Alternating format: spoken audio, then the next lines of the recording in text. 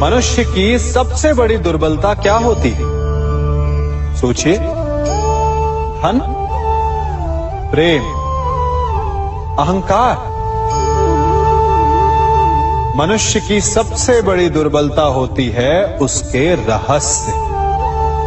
चाहे आप कितने भी शक्तिशाली क्यों ना हो, कितने भी प्रबल क्यों ना हो, परंतु उसके रहस्य उसके नाश की चाबी होती है। इसलिए यदि प्रबल रहना है, शक्तिशाली रहना है, समर्थ रहना है, तो अपने रहस्य को किसी को भी ना बताए, ना मित्र को और ना ही शत्रु को, क्योंकि समय पड़ने पर कब कौन शत्रु हो जाए ऐसा कहना संभव नहीं। विभीषण को रावण के अमृत कुंड का ज्ञात था, इसीलिए प्रभु श्री राम रावण का वध करने में सफल हो सके। इसलिए उचित यही है कि आप अपने रहस्य को स्वयं तक ही सीमित रखें। मनुष्य का मन बड़ा विचित्र होता है, कल्पना में ही विकास करता है, संपन्न भविष्य का स्वप्न देखता है और कल्पना में ही जो नहीं हुआ उससे भय खाता है। और यही भय मनुष्य का सबसे बड़ा शत्रु है। हमारे भविष्य के मार्ग में, हमारे आनंद के मार्ग में सबसे बड़ी बाधा है। अब आप लोग मुझसे पूछेंगे कि इसका तोड़ क्या है, भय से मुक्ति कैसे पाई जाए? तो ये प्रश्न आप स्वयं से पूछिए। तनिक सोचिए, जब आप एक सुंदर भविष्य की कामना करते हैं तो उसे पाने के लिए आप परिश्रम करते हैं ना? ठीक उसी प्रकार भय से मुक्ति पाने के लिए आप उससे लड़ जाएं और उसका निवारण आपको स्वतः ही मिल जाएगा। इसलिए जब भी भय आपको सताए तो उससे भागे नहीं, उससे घबराए नहीं, क्योंकि भय का काम ही होता है आपको भयभीत करना। इसलिए जब भी भय आप पर आक्रमण करे तो आप भी उस पर पहले ही आक्रमण कर दें। हम सब मित्रों के साथ रहना चाहते हैं, शत्रुओं से दूर रहना चाहते हैं। क्यों? क्योंकि हमें जीवन में आनंद पाना है, जीवन में आगे बढ़ना है, स्वयं को संपन्न देखना है। और यदि किसी से भी आप पूछेंगे कि जीवन में सफलता पाने के लिए सबसे अधिक आवश्यकता किसकी होती है, तो हर एक आपको लगभग एक ही उत्तर देगा।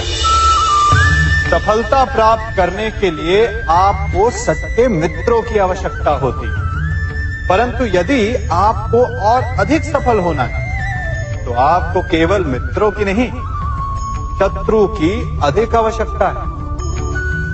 अब आप कहेंगे, ये मैंने कैसी बात कर दी? तनिक स्वयं सोचिए। जब भी संकट आता है तो मित्र क्या करते हैं? आपकी सहायता करने के लिए आपके साथ खड़े हो जाते हैं और संकट के समय में शत्रु और बड़ा संकट बनकर हमारे समक्ष खड़े हो जाते हैं। मित्र हमें सहायता देते हैं, अपनी शक्ति देते हैं, परंतु शत्रु आपके भीतर छिपी शक्ति को बाहर लाता है, आपको और अधिक बलवान बनाता है। संगति या साथ, मित्र और साथी मनुष्य के व्यक्तित्व के लिए सबसे महत्वपूर्ण होते हैं। अब आप कहेंगे, ये कैसे?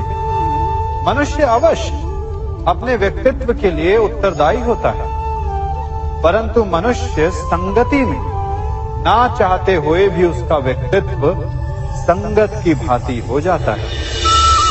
इन पात्रों को देख रहे हैं, मध्य में जल रखा है, इसमें दूध है और इसमें मलिन कीचड़ रखा है। यदि मैं इस जल को इस दूध में मिलाता हूं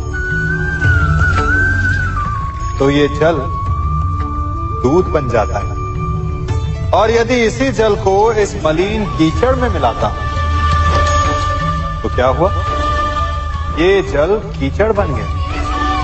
ऐसी कोई युक्ति नहीं कि जल बिना घुले मिले दूध या कीचड़ में अपना अस्तित्व बनाए रखे या उनसे अलग रहे। और ठीक ऐसा ही मनुष्य के जीवन में भी होता है।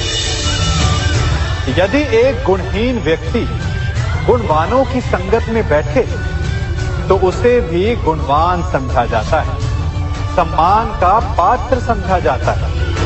और यदि एक गुणवान व्यक्ति गुणहीनों की संगत में बैठे तो उसे भी तिरस्कार मिलता है। इसलिए अपने जीवन में सदैव संगति सोच समझकर सावधानी से चुनिएगा।